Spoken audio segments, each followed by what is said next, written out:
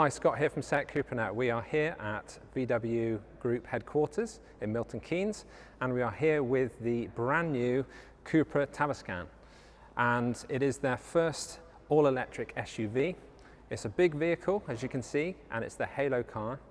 We are here for a first look. We're not going to be driving the car today.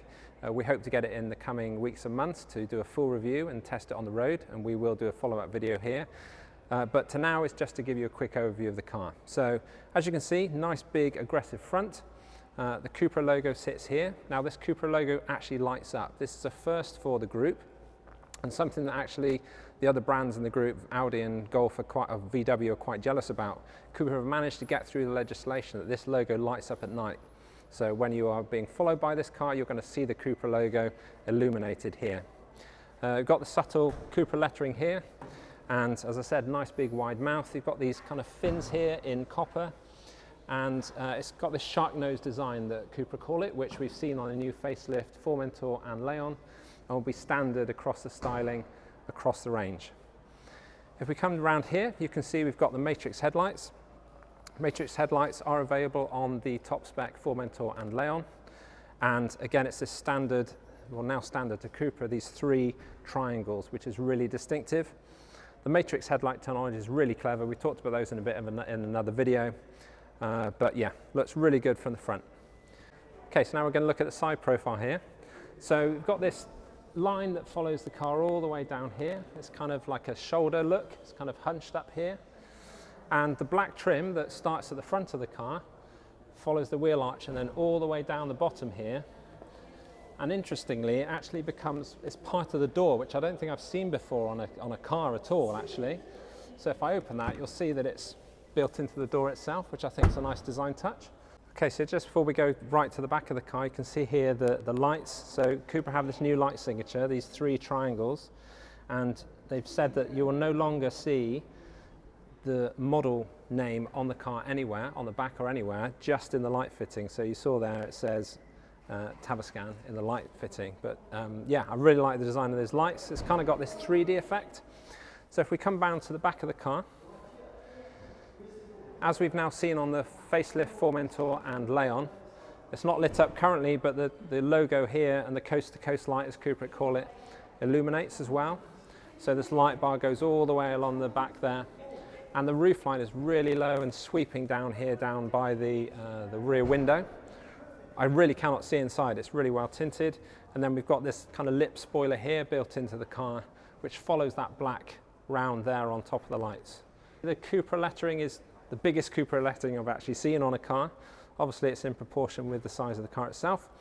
And this is the VZ.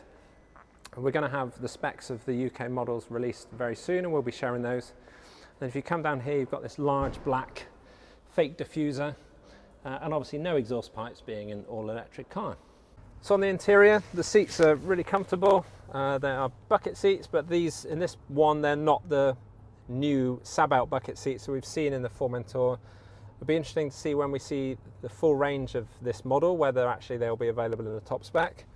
But the seating position is comfortable. Standard CUPRA steering wheel now with the satellite buttons, although unfortunately, they've gone to haptic buttons here and not physical buttons, which I think is a step backwards, even though it's a brand new car. Yeah, I don't know why they've done that, because they know how much it frustrates people.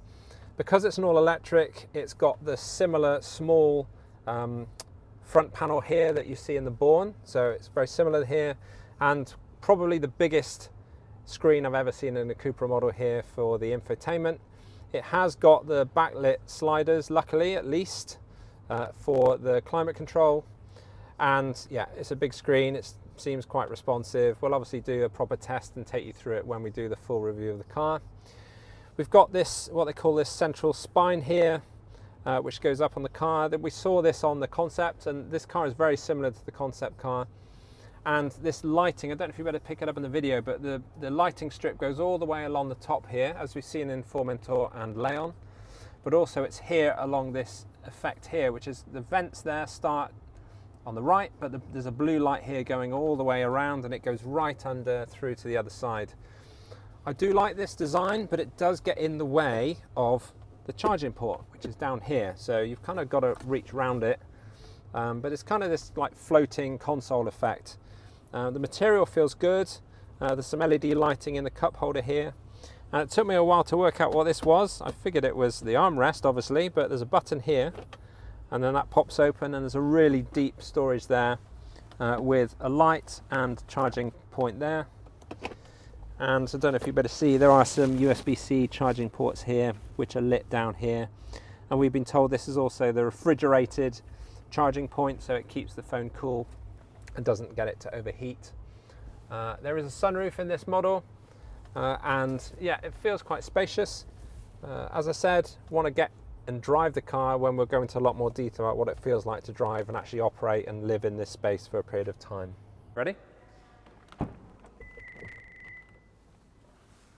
So just going to sit in the back here. So I'm 5'10". This seat is actually, I didn't quite adjust it right. It was a bit further back than I would have normally had it. I've got enough leg room. My feet are tucked under the seat, and obviously being an electric car, the floor is a bit higher than you would expect on a ICE car.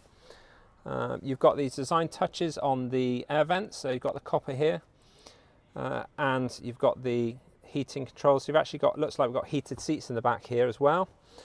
And I'm sure that when the car is on, that will light up and give you sliders for your climate control.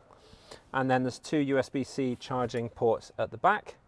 Got tether points here on the backs of the seats. Copper design elements here on the back of the car, on the back of the seats. And the theme of the triangle, the copper triangles, carry on throughout the seat material in the back as well as in the front. And as I said before, you can see that lit up. You've got the LED lights through those triangles on the side of the panel there. Okay, so now I'm going to show you the boot size. So the handle is in the center here to release the boot. Obviously you can release it from the inside of the car. Nice big wide opening and quite a spacious boot. Not particularly deep, of course, because it's got batteries in the base, but the size is good. Got all the charging kit here. This lifts up, and under here you can see it's got the storage for the charging cable there. It's like kind of got this oh, I think that slides. Yeah, so that slides, so you can take that out if you want to and you get a bit more depth. But yeah, it's a big car, so you've got a reasonably big boot.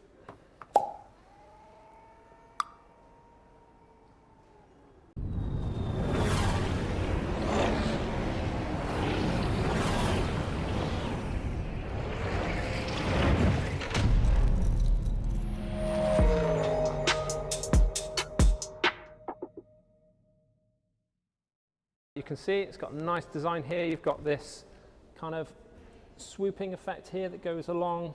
Oh, swooping effect.